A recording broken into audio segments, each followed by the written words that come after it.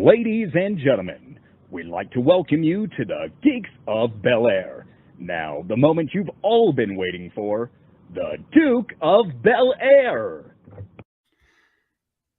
All right. Welcome back to another episode of the Geeks of Bel Air. I am the Duke. Tonight, I have a new guest, and it is my good friend, longtime friend, Lucy. Lucy, why don't you tell everybody, what do you do for a living? Hey everyone, I'm Lucy. I am actually a chef in the Villages, Florida. Yes, you are. And an awesome chef. You guys got to check it out. Thank you. So how many years have you been cooking, being a chef? I've been cooking for over 20 years, but I've been the chef there for about 5 years. I've been there for 8, though. Nice. And did you go to school to be a chef, or did you just have to show up and say, I want to cook? How'd that work? I actually learned by watching all the line cooks and worked my way up. I didn't go to any school or anything like that, so. Nice. Just experience. Yeah. That's why I like this. It's fun about the show is, when you're in high school, they get that career day, and it's like a news anchor, a weather person, a doctor, a lawyer. Come on. Yeah. That's not a huge line for everybody, right? Not everybody's going to go that way.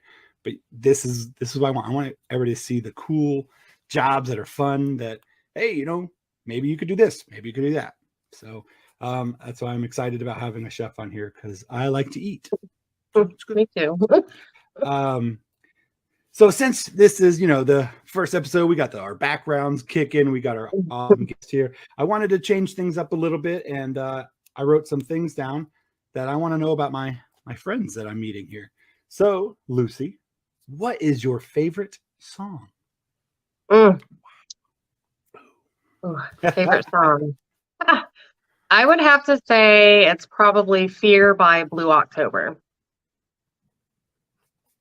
Nice. Now, all you little kids that don't know what it is, go look it up. Look it up. It's a good song. True. All right. So a little Blue October.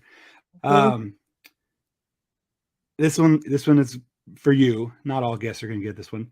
Nice. But as you, like me, we are very tattooed up. So what is your favorite tattoo? My favorite? Okay.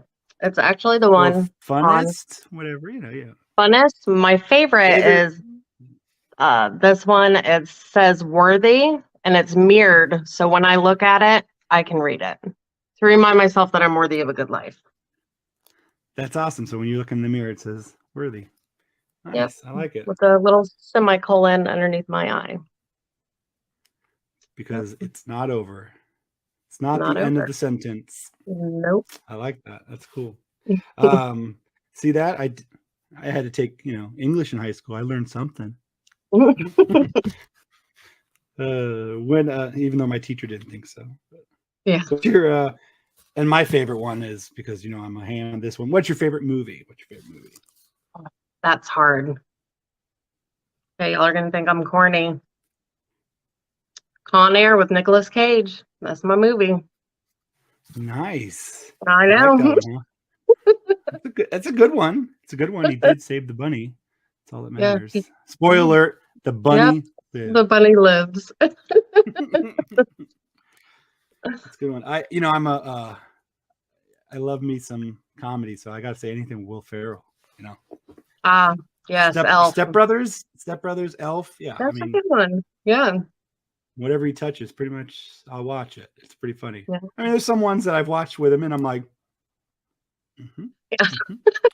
but I figured I owed that 2 hours to him, so I watched it. So we have a lot of fun stuff we're going to talk about. One of them, because this is going to be airing Wednesday, I would like to congratulate you, Lucy, because you actually also are the winner of our first prize, and you won the autographed Batman comic. I am so excited. Yeah, and supposed to be here tomorrow. We UPS'd it, so a shout out to you guys. As soon as it gets there, a little photo, whatever. Oh, yeah. We'd love to see it. But So it's just kind of fun. And what's weird is we had everything scheduled before the giveaway. So when the giveaway happened, I was like, yeah, we're good. This works. Yeah. So everybody can see it's real, you know, it's going state to state. So now we're going to get into the more somber stuff, but it's the stuff that makes us who we are. So we're going to go ahead and start low. Tell me, Lucy, I think the best thing to do is, what was your addiction? That was yours. I am an alcoholic, and I really, really liked my pills. But I mean, honestly, I would get addicted to anything. So it was just whatever I could get my hands on, you know. But alcohol was my number one. So when did you start?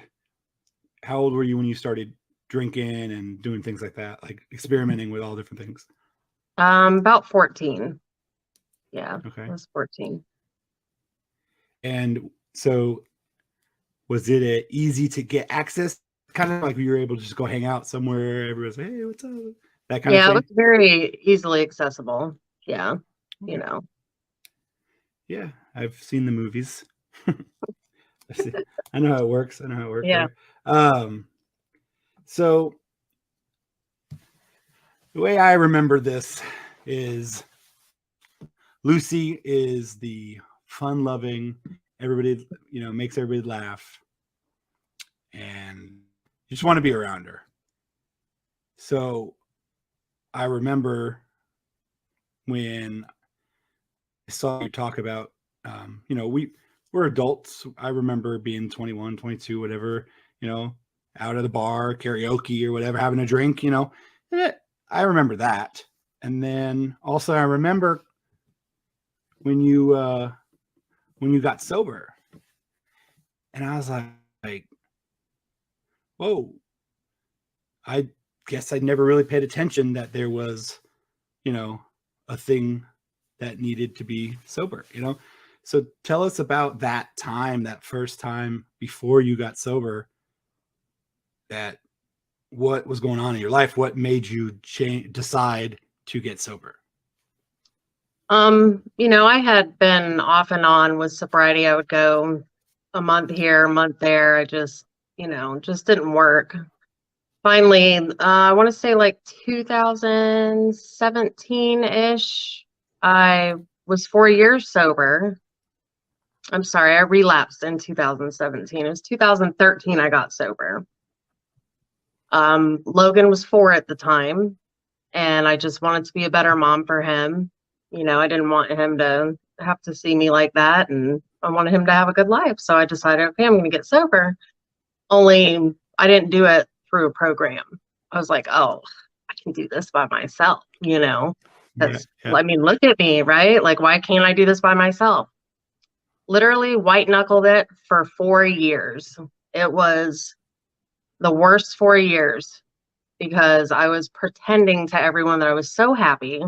Oh, I'm so sober. I'm so happy. Well, I wasn't, because I didn't fix the core issue or even think about there being a core issue. I thought the substance was the problem, and it wasn't. It was my brain had a problem. So I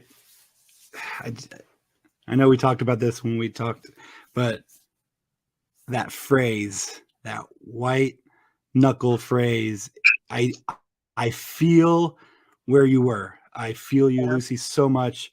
I understand what you're just holding on for dear life. You don't want to go, and you don't want this to happen anymore, but you're just like somebody, but I'm the cool, everybody thinks I'm so fun. I can't do this. I'm just be quiet and just hold on. And that's what I can picture when you're just you telling this part of your story is, and I feel we have conversations before about this, but I'm just glad that we're able to sit here now in 2022 and have this conversation. So to me, like, asking for help was a sign of weakness. In my mind, it was a sign of weakness. You know, little did I know it's actually a sign of strength to be able to reach out and ask for help. So I wasn't there in my journey yet with that.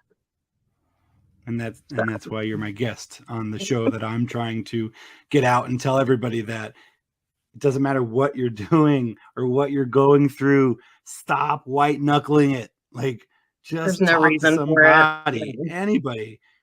Yeah, because somebody's gonna be able to tell you something. So yeah, it's Yeah, you're I like literally that. torturing yourself. Yeah, I'm so stealing your white knuckled phrase because Nice. So you got sober for the first time 2013. You stayed sober for 4 years. You're white knuckling it. No help. No help at all. No AA. It's just you got this. Super mom. And then you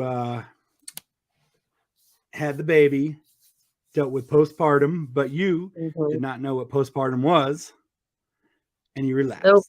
Yep. It did. I relapsed. But it didn't start with beer, right? Didn't you say that? It didn't start with beer. No. So I actually relapsed 2 years before my second son was born. And I did the on and off thing, trying to get sober.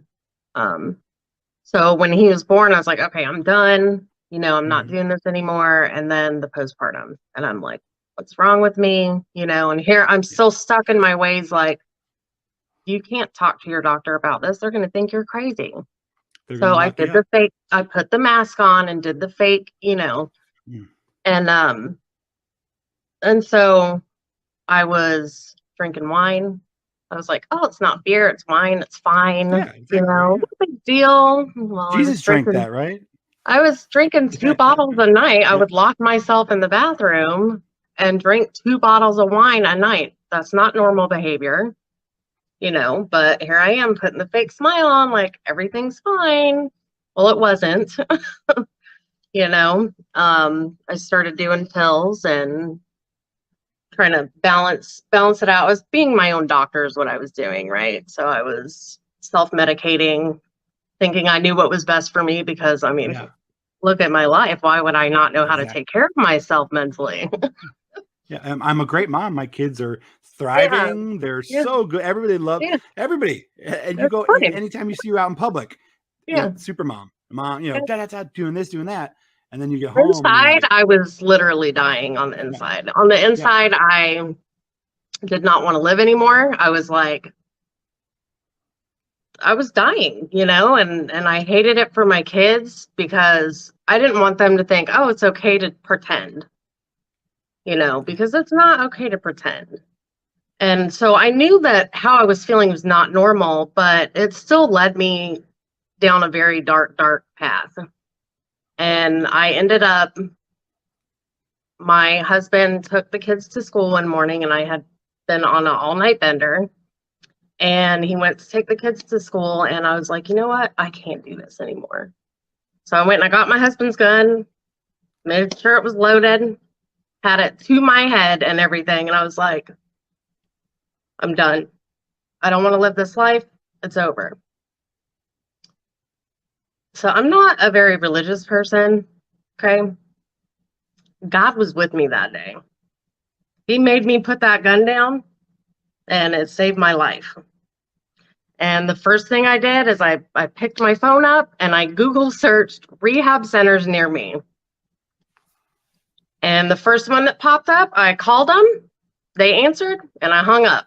Because I'm like, oh my God, I'm so scared, like I'm so weak because I'm calling for help. This is so weak.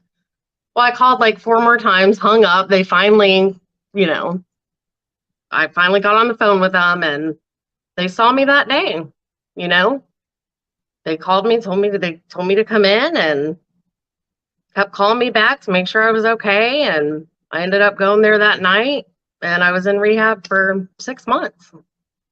With the support of my husband and my family, and here I am.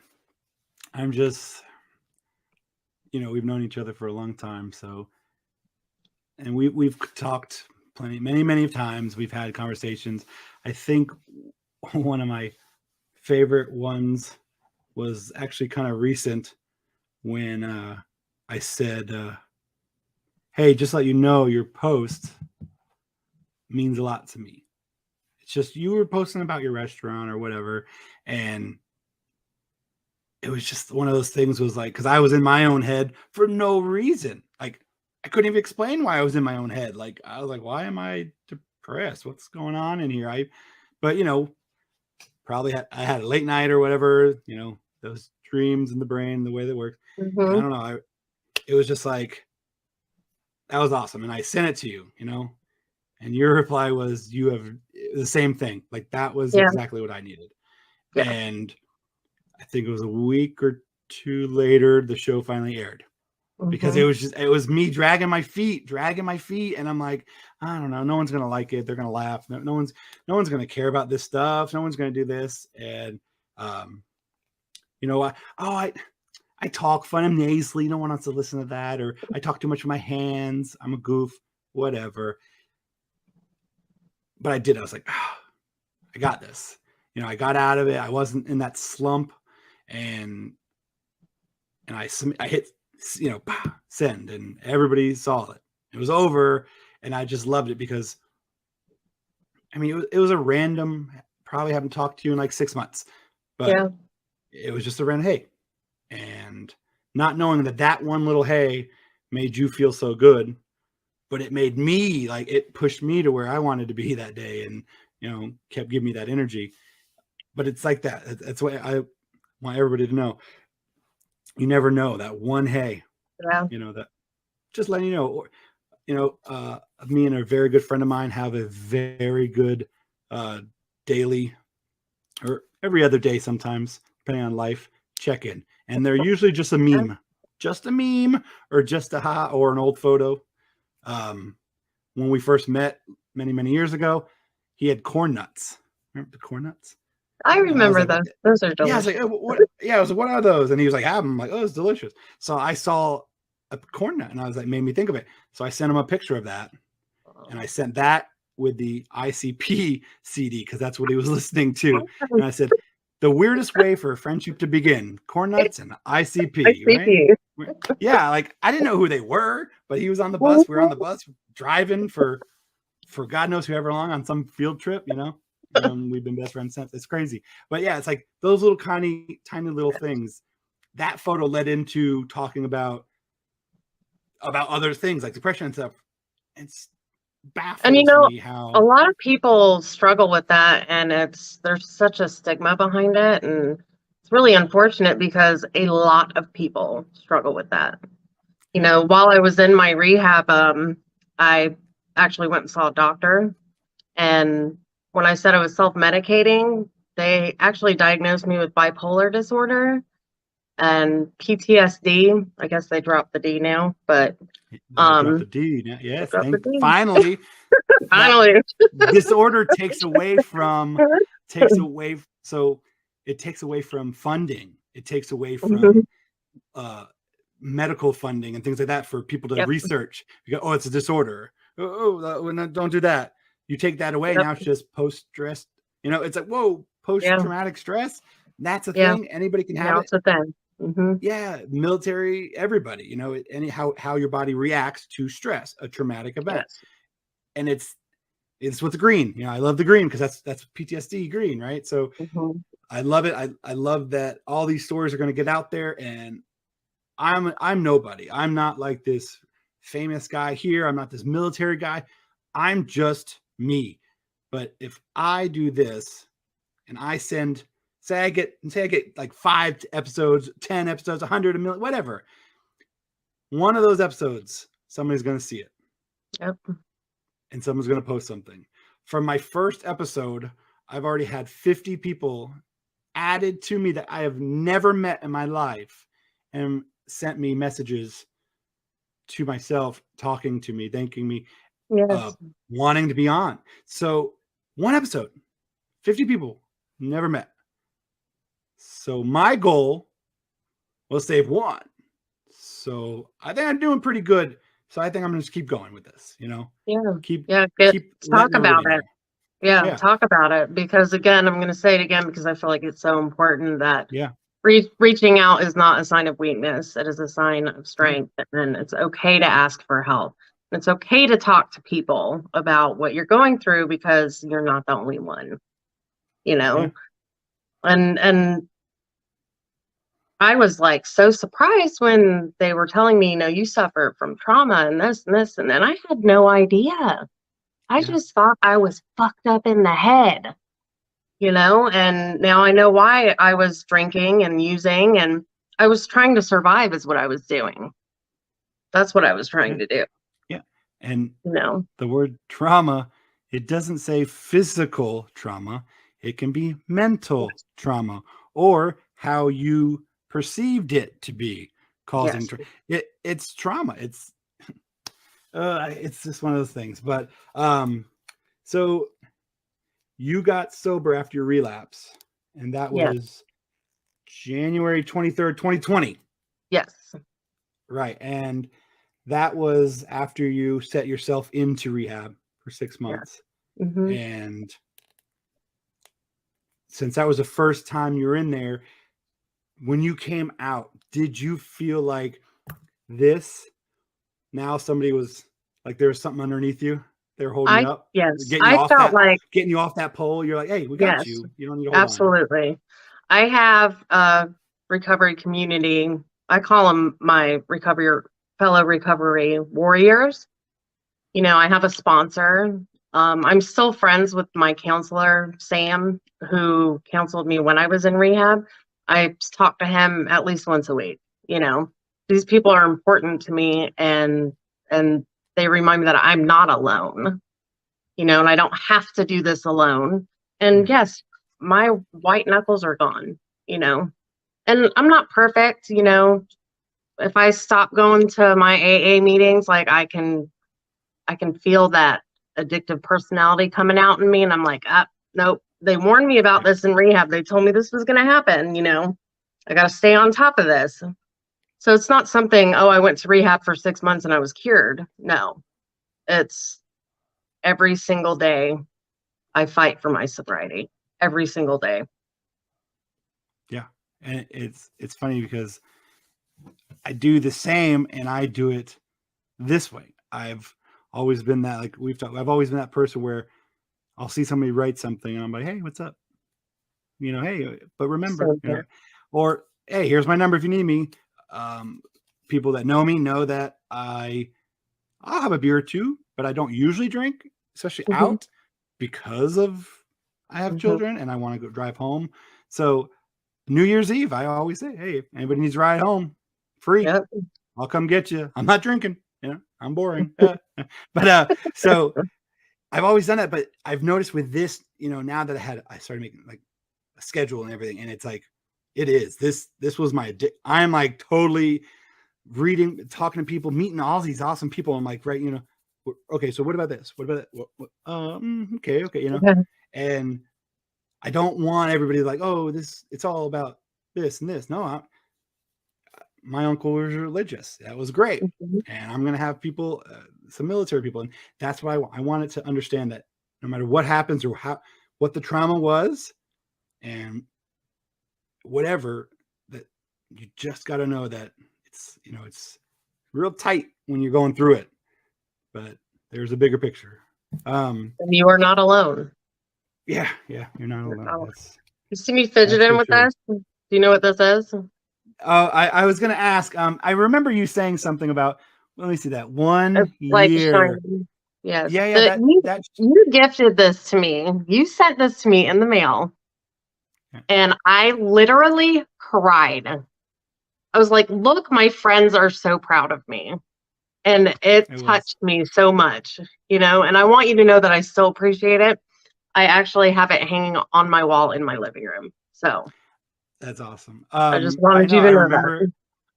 I remembered the post about your 1 year, and I was so happy. And I went online. I was like, because I have a lot of challenge coins from my, previous job. And I wonder. And there it was. And they had some. I was like, that's cool. But then there it was, that girl that with the tattoos and her. Yeah, I was like, there it is. That's Lucy. It's Lucy on the coin. But I love it. that's awesome. I remember I was like, I need your address. You're like, why? I was like, no reason, just need your address. You'll I'm like, see. okay. You know? Yeah. And then they're like, you want like 9 to 7 or like 7 to 9 days, 3 weeks to 4 weeks? I'm like, Oh, God. overnight? What is this? Yeah, like overnight, 2 days. Yeah. What in the world is this? I live in Amazon world. That means everything Yeah, needs to be here in 2 exactly. days. Okay? Exactly. If Amazon can do it, y'all can do it. So Make it happen. yeah, it's funny because they send me emails all the time like, what else are you gonna order? You know, I was like, hold on, it's Don't forget about it. You gotta stay on time. I got my 2 year, my 3. I get this. I know how it works. But yeah, I get a lot of emails from them, and it's a cool story. It was it had a lot of random things, you know, but I saw that coin and I was like, yeah, I love it so much. that's awesome.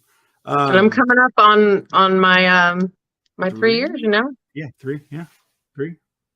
Yeah. It's crazy. You know, I'm not gonna say it was the coin, but But it could have been the coin. It could have been super coins. No, it's funny. I have my coin. I carry my coin. When I got injured and was done with my job, my closest friend knew that I was like, it was killing me, and they hadn't had coins in a long time where I was, and they came up with a coin for the job that I was at, and he got one, and I wasn't there anymore, but he got an extra one and gave it to me, and Nice. I cried like a baby because I wouldn't have been able to go get that because I didn't work there anymore, you know. Mm-hmm. Damn right I deserved it, you know what I mean? Yeah. Just because a few months prior, you know. But I have that coin a lot. I carry it all the time, especially if I'm like super antsy. I keep it in my pocket and I'll play with it. It's just one of those things where I was proud of that. You know, anything before and after doesn't, you know, I'm not what that coin represents. I did that. I was proud that whatever it was, I saw it through and I got a coin because I did something that's not easy and I got a coin for it. My job will be in an episode, but this is not about me. So, but that coin means a lot to me. And I remember that. I remember how I felt. So when I was able to do that same thing for somebody, that's what I did. I jumped on it and I was excited that almost 2 years later, it's still on your wall. It's hanging awesome. on my wall. Yeah. It's awesome. It's great. Well, I think they need to update it though. They just make you the one. Oh, okay. Different hairdos. Yeah. Yeah. The hairdos can be the years. Year 1. Yeah, there we go. I mean, I Yeah. changed it enough. Yeah, it can be brighter. Yeah. But I want that bright orange. Oh, that's 3 years. You gotta wait 3 years to get that one. Yeah. That's good. Well, Lucy, I think that we've had a lot of talk about the trauma and the alcohol and all that stuff. So now, for the first time, our show gets to see the flip. So we're going to take a break and flip to the fun side of Lucy to show you guys that, life isn't all about trauma and we can move on from it. Yes. All right. So we'll see you guys on the other side. All right. Say all right. Just kidding. All right.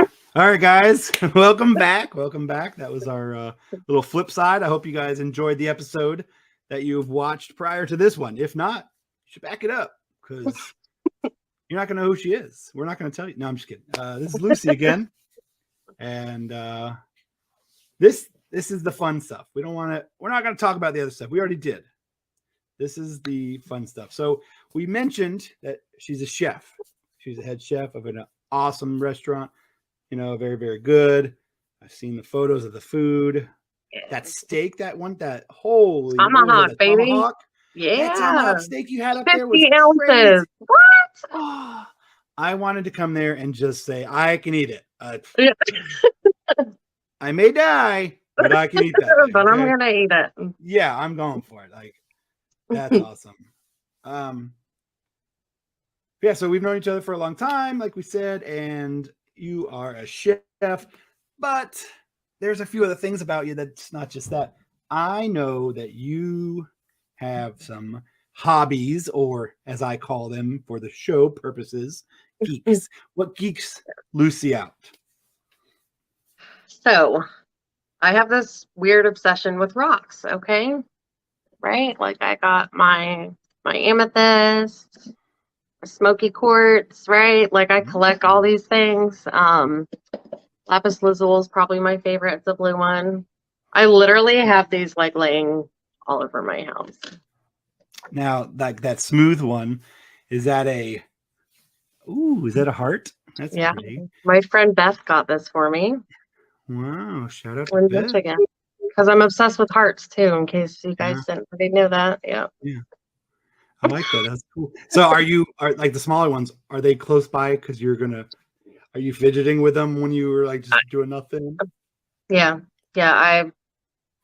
I carry them in my pockets too, like because I have anxiety also. So I'm constantly like rubbing them and stuff. Yeah. They keep me calm. I like them. Yeah. I remember I was always trying to find something because I am always like, look at me. And it gets, people that don't know me, they're like, oh, this guy's like, What's fidgety, wrong with them? Yeah, I'm always moving. Yeah. It's like, Slow down. Yeah. I could never be a librarian, that's for sure. So I was always looking for something, but I remember as a kid, they those Chinese things, they're like, oh, they're so relaxing. Yeah. But I was like, nah, that's not cool at all. I didn't like that. And then the smooth, like the pet rock or whatever, the smoothness. I was like, ooh, that's cool. Yeah. And then I have my coin. So I hold my coin, and then I have a couple, 2 different items but it's always in my pocket, and it's mainly because my anxiety is weird. I love to meet people. I'm very people friendly. Unless here it comes. Unless I am not here today. Like I'm not feeling this person today. So I will be like, get away from me now. Yeah, I'm gonna back in over here. I want to see everybody, most likely from past job, but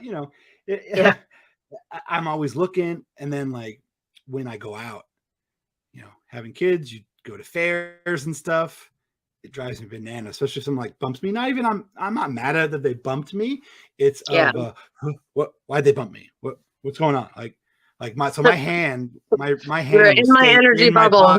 Yeah, my hand was in my pocket just so I can be like, but I have the coin or whatever. If I'm out in public, it's gonna be in my pocket because it's like, okay. I'm the same way. Yeah, I'm the same way. I'm someone's not trying to bump me on purpose. It's nothing like that. But for some reason, everybody's that's the trauma trigger. Yeah, like you'll have those days where like everybody's at me. No, nobody even knows I'm here, dude. They don't know who I am. But I'm walking through like I know they know it's the Duke. I know it. Yeah, they're coming at me. Yeah.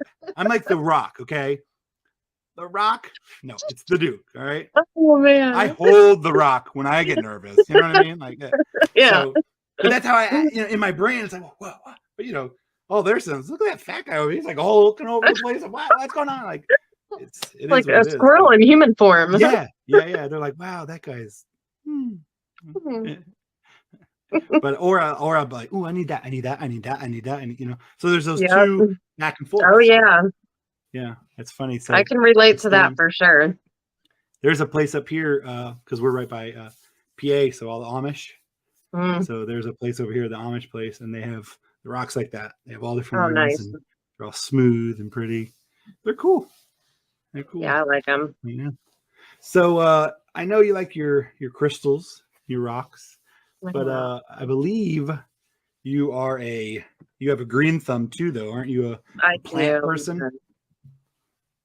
Yeah, I love my plants. I actually just bought 2 new ones today.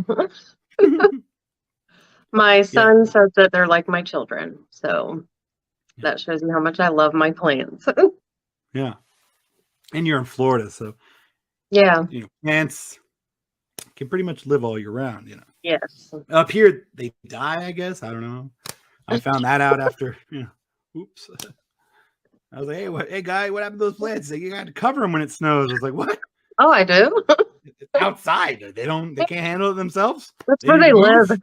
Yeah, they need to get out of here. They need to go south because the plant that dies in the winter, not Oh the kind of man. plant I want in my house. So, yeah, that's funny. And then I do, as we all talk, we know tattoos.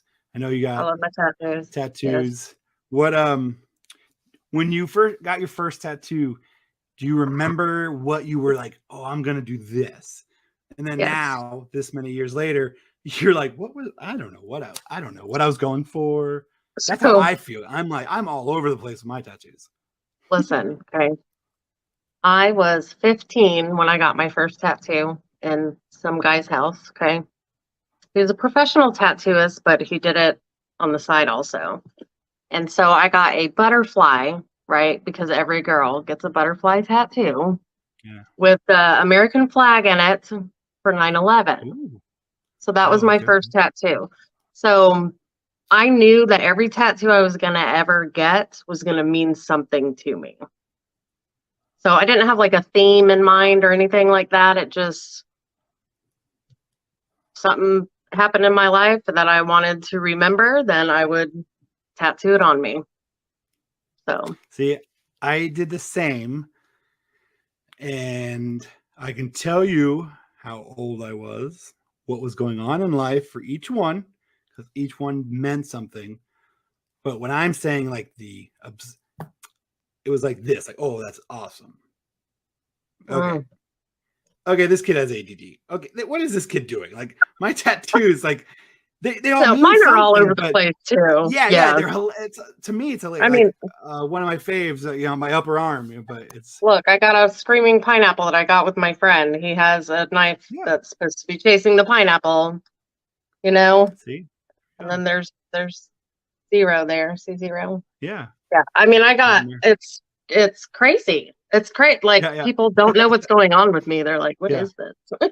Well, it's funny because I'm finishing a sleeve and coming up with ideas. Like I know what I want. Like this is what I want. But then I'm like, well, what about this and this?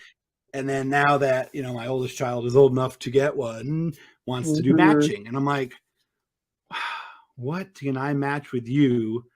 Because I don't care what it looks like on me because I like my stuff, but I don't want that on you. I'm like, I don't know. Like, give me a minute. So it's hard. It's like, well, gotta think about this. yeah. And she's like, well, let's get one. I was like, no, hold on, give me a minute. And she, what about this? I was like, nah, I'm not putting that on my body. Not happening. So I'm pretty sure if she had her way, I think I'd have like a giant Harry Styles tattoo or something on me. But I'm hoping that doesn't go that way. Maybe not. So then it was like, what was it? Rick and Morty. Loved the show. Yeah. She loves the show. Yeah. So we're like, I was like, oh, we can matching. But I was like, well, it's funny a show for me. But do I want my 18-year-old daughter with Rick and Morty inappropriate? Yeah. No, probably not. But you know what's funny? Like I remember when I started getting mine, every single tattoo artist I went to, they said, do not get them on your arms and do not get them on your face. You're gonna regret it. So you know me, I do the opposite of what people are telling me to do. Yeah. And honestly, there's not one tattoo that I regret on me. I mean, I have two on my face. That's an echinacea flower, which is for healing. I have my hands done, my knuckles done. Like, I don't regret any of them at all. None. Yeah, I don't regret any of mine. Sometimes placement, because now that I'm older and I have some really cool ideas, I have no room because I just sprawl them. So that's where I'm like, oh. Well, I can agree with that. Placement is a big thing. But most of mine, I'm okay with. It's just I ran out of room. Now I'm gonna have like now my tattoos are knee down and chest back. So I have you have all the space on your thigh. I was like, yeah, but who is gonna see that? Like, I'm not gonna wear underwear and show off my tattoo. Like for a guy, hey, it's like And then with back surgery, I have the cool scar, so I totally want to get a zipper down the Oh back. gosh. Yeah. I think that'd be Yeah. cool, right? You have to Yeah. do that. Yeah. Or I could do like a Brock Lesnar and just get a tramp stamp on the back. Am I Oh allowed to my say that? gosh. I don't know if I'm allowed to say that word. I love I don't know what wrestling the word's now. called. Okay. I don't know what the word's called anymore, but right, he's got a big, like, it looks like a butterfly or something on his back. I don't know what it is, but he has something on his lower back and it's covered by his tights. But pretty funny. Oh Think he lost the man. bet, that's what I'm saying. But yeah, it's good stuff. But yeah, so I am so glad that you were able to sit with me and chat with me. I know you got kids and you got to go, life and stuff. We got stuff to Life. do, but Who knew? I appreciate you being on here, having fun with me. Congratulations on all the success, Thank you. in life you. and job and everything. And, just, keep doing it. And thanks for being like so open about everything for anybody to listen, especially thank you very much for that, because yes, like you said, you're getting through it, but every day you deal with it. Every day you make that choice that I got this, I'm good. Every day, next day. And that's what if, hey, you messed up, it's okay. Call somebody and say, I messed up. I just need somebody's help. It's okay. Progress, not perfection. Yeah, it's okay. And you know why it's okay? Because you know you messed up and you don't want to do that. So it's okay. Step over. Let's try it again, right? Keep moving. And don't quit doing whatever. Oh, these people are so perfect. No, they're not. No. Everybody struggles. Once that camera stops, there's somebody doing their makeup. There's somebody doing this. You know what I mean? And I always laughed. They're, oh, these people are so perfect. And then they worship the weirdest people just for spending money or being married to somebody. Yeah. And they do all these crazy things. But I'm like, these people aren't perfect, but you act like they are. Or that I'm so confused. Nobody's perfect. Everybody struggles with something. Perfection is not even a real thing. So I'm gonna find the photo of me my senior year, because I can tell you that if I would have, I don't know how I made it through high school with the way I thought about myself. But then you see me in a picture and I'm 6'3", skinny, and I'm just tall and I have friends. But I can tell you that's not how I thought it was. Like, I remember baggy shirts, would never take my shirt off, never go swimming without a shirt on. Like, no. But it's these self-images and these things that we think, this is, I'm I don't have muscles, so I'm not, and I can't talk to anybody. I can't talk to anybody, and negative, keep it. That negative self-talk is your worst enemy. Yeah, it really is. It can destroy a person. That's why I always tell people, be nice to yourself. On the mirror in my bathroom, it says, "You're beautiful." I put it there because I'm beautiful. I want my wife to know when she looks in the mirror, she's beautiful. Yes. When you leave the house, I do those things. And it's because I can't tell you much about things I learned in books, but I can tell you every movie quote and things like that. And I like songs, I can get song lyrics. So all these kind of things are in my brain, but the important things aren't. So why not start putting important things into my brain is what I've been doing. And that's why that little thing I'm brushing my teeth, it just says, "You're beautiful." Yeah, I'm beautiful. I know. It's funny because I found it. It was perfect. I put it on it and I love it every day. I have the same thing on my mirror. Not even lying. Not even lying. That's awesome. Yeah. It is. We had them on our phones too, like a little, Olivia. My favorite was call me. What? Why? I don't know. Sure, whatever. I mean, my phone goes off all the time, and it's like, yes, everything okay? Okay.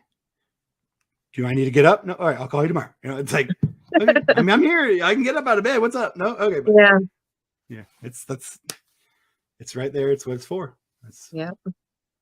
everybody, I feel everybody was put here for a reason. Mhm. And I believe it 100%. And you meet people for a reason. And you might not know right now, but everybody is in your life for a reason, or comes in or Absolutely. goes. You know, that this one person might come and oh, well, guess what? That's to teach you. You don't want that. You know, whoop, go that way. Exactly.